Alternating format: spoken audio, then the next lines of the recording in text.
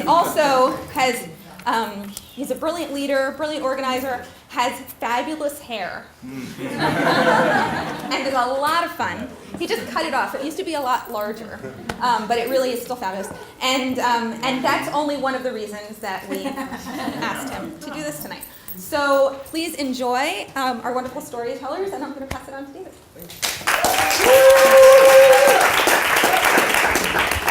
All right, well, thank you everyone for being here tonight. This is going to be a lot of fun. As she said, my name is David, and I'm a proud member of the board of Join for Justice. And so we're not only here to hear some stories. This is not just entertainment, but I think a lot of the stories you'll hear tonight really tap into a deeper set of values. Now, Carla lured me here tonight promising that I'd be emceeing a 90s pop karaoke dance party, something. So I'm a little confused, but no, I'll save the singing for another night. But already this evening, I've been really impressed at this crowd. I've already heard of people doing incredible work on gun violence, dating back to food access and food stamp access work. I think in this room already we have not only a powerful group of people, but a very values-driven group of people. So I, for one, feel very honored to be here tonight. And I'm being honest about that. So we're calling this evening Shift, an evening of stories, and it is inspired by The Moth. Has anyone heard of The Moth on public radio? Similar story. Okay, so we're going to do a little bit of that. So to get us started here, I'm going to try a little call and response thing. So when I point at you, I want you to say shift. So let's just try it. Shift. Okay, that was like a little low key here. Let's try it one more time. Shift. All right. So shift. Like a long night at work. Shift.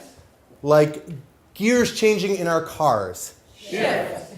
Like the key to capitalizing our sentences. Shift. Now get this, like a very popular online video game for 13-year-olds, like the ape from Chronicles of Narnia, and like a popular Canadian culture and technology magazine, I kid you not. Great.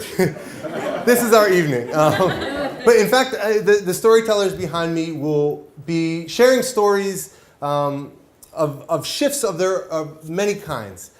You'll hear about personal transformation. You'll hear about stories of communities finding their voice.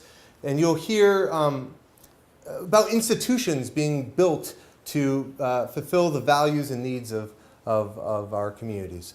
And hopefully someone will tell us about Canadian technology and culture. That's a possibility, but I doubt it. So to start with, I actually want to tell you a little bit about myself. Now, when I was in 9th grade, I didn't have friends come over my parents' house. We had recently moved from Dorchester to Brookline, and it still felt like there wasn't enough furniture in our living room. Right? The walls were somehow a little too bare. And so that year, I spent a lot of time after school at my new friend Sarah's house. See, Sarah had a 3-story house. The basement was perfectly furnished with ping pong, widescreen TV, and not too much parental supervision. So we spent a lot of time there. But I also was trying to keep up with my friends back home in Dorchester. So I'd make the commute back and forth to visit friends. Now, one night, I remember hanging out with my good friend Luis back home. And Luis was the smartest kid I knew in elementary school. My image of him was always just with a book under his arm, with a finger in his place so he could like open it at any opportunity. And I got together with Luis that night, and one of the first things he told me point blank was that he was thinking about dropping out of school.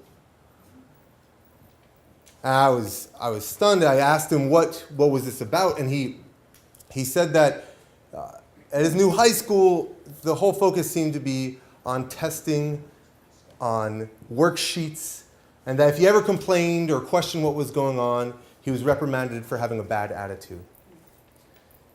He was getting in trouble, and he with it being so boring, he wasn't sure he wanted to stick it out. maybe he'd find a different way. I didn't know what to say then, but that year going back and forth between these two communities, I started to see more things that I hadn't seen before. In Dorchester, in my own neighborhood, there was mostly corner stores and bodegas. You couldn't find a mainline grocery store except for right across the line in Milton. Where in Brookline, we had a farmer's market, we had a Whole Foods, we had all these things right around the corner. And it wasn't just that. Whether it was food justice or income inequality, the disparities between these two communities felt vast. And I couldn't really find the words to say anything about it. My full-time job was just maintaining a friend group in high school, trying to juggle these different groups of friends.